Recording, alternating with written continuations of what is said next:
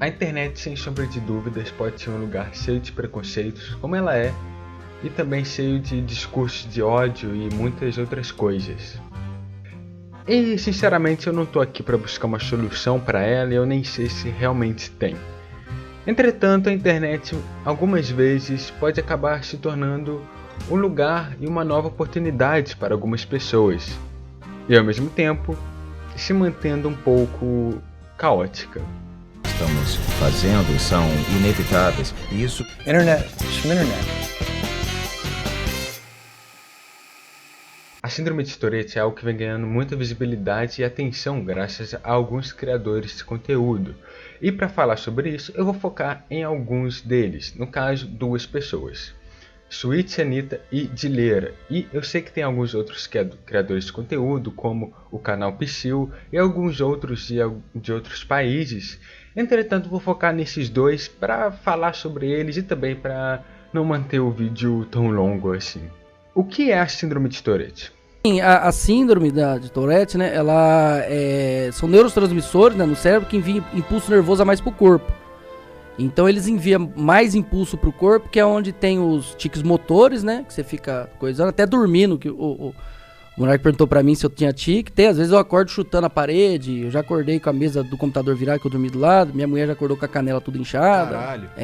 Para ser síndrome de Tourette, a pessoa tem que ter vários tipos de tics. Motores, ou seja, esse de se mexer, de apertar, de contrair, alguma coisa assim. E vocais, ou seja, tem que fazer barulhos. Não necessariamente precisam ser palavras, que seriam verbais. E aí tá a confusão. Muita gente só diagnostica a síndrome de Tourette se a pessoa fala coisas que ela não tem controle, ela não percebe. E podem ser, inclusive, palavrões, coisas bem descontextualizadas que atrapalham, de fato, o dia a dia da pessoa. You get new ticks, they come and go. So, my cunt's on fire. My cunt is on fire! Fire! Like, I used to say elephants a lot, and I used to tick the number 51 a lot in my... But, yeah, tics do change. It's a very environmentally influenced disorder. I think that I was born with it. My Tourette's is neurological, not psychological. It tends to be that if it's triggered or if you get it later in life, that it can be because of some sort of it can be from some sort of trauma, or head injury, things like that.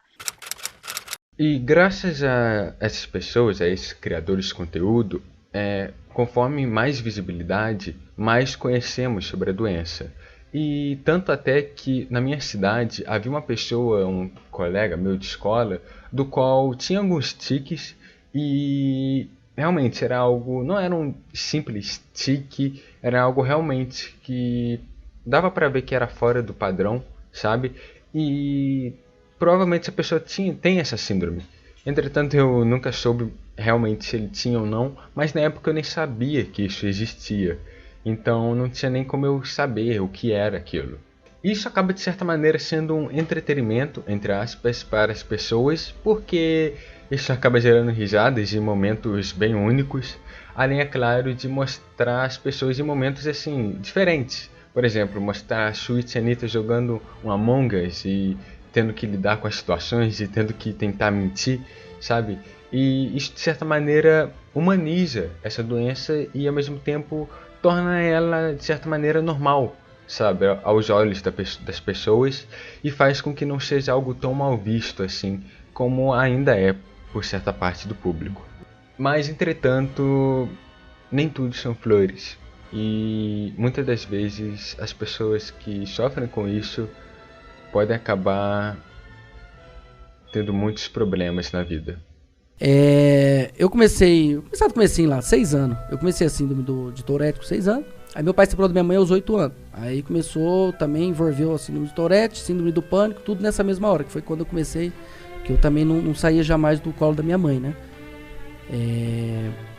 E aí, depois disso, aí vem a parte, porque assim, a questão não é nem tanto a física. Física também machuca, mas não é na questão a física, é mais a psicológica no meu, que foi muito abalado, tá ligado? E além disso, do impactante, eu acho que isso não é bom falar, que é um pouco pesado. Mas você pode falar o que você quiser, cara. Se você se sentir à vontade, é você que escolhe. Sim, a gente Tá? não quer tirar nada de você. Você que sabe. Então, aí aconteceu esse problema, e aí você junta aí.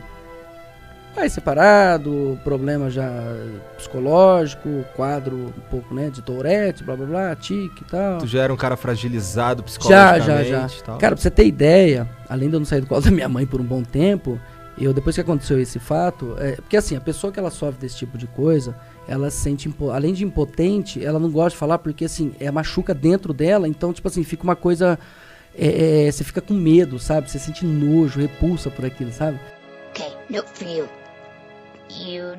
Before you go into school, you really need to tell people that you have Tourette's, or else it's gonna be a big, big hard time for you. They called me a monster. I felt terrible. I felt like I was evil. There's a point in a friendship with someone with Tourette's where they ask, I've always wondered, can you stop it? Can you, just stop? I had a tic, like a really loud screeching noise. All the kids would, tell me to stop and just keep staring at me. Stop it! And I would say, I can't. Mas falando sobre esses dois criadores de conteúdo, o Dileira, ele é um cara mais focado em gameplays. Ele joga PUBG, Call of Duty, e é mais focado nesse público de gameplays, de gamers no caso. Já a Shuitsanita faz lives e vídeos muito mais comentando sobre ela, sobre a doença, onde ela meio que se coloca em momentos e posições, digamos assim, onde ela meio que mostra como que é a vida de uma pessoa que tem essa síndrome. E ao mesmo tempo esses dois tiveram um início um tanto quanto similar. Quando os dois começaram a criar conteúdo para a internet, ele foi percebido que as pessoas riam bastante, faziam memes e comentavam muito sobre.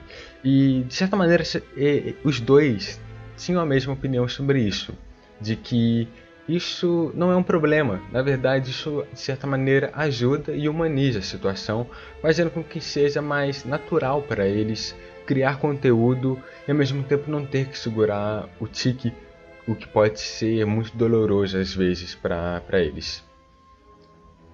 Contudo, ter essa síndrome e criar conteúdo para a internet muitas vezes pode ser algo bem complicado.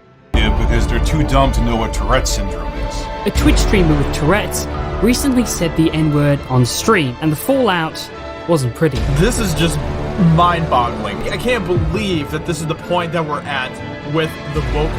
I've been getting a lot of criticism lately for having a channel whilst having Tourette's syndrome. And the thing that sucks about that is that I'm not intentionally trying to offend anyone. If anything, I'm trying to be an example. I'm trying to show other people that have Tourette's that you can find love and acceptance on the internet, and that you don't have to fear the world just because you have a neurological disorder or a disability. That if I worry about saying something, I'm more likely to say it as a tic. I have all sorts of tics. They're not all inappropriate. I say things like kitten all the time, but every now and again, probably several times a day at least, wow, a fuck man, again and again, I tend to say something inappropriate that I don't mean to and I'm not thinking.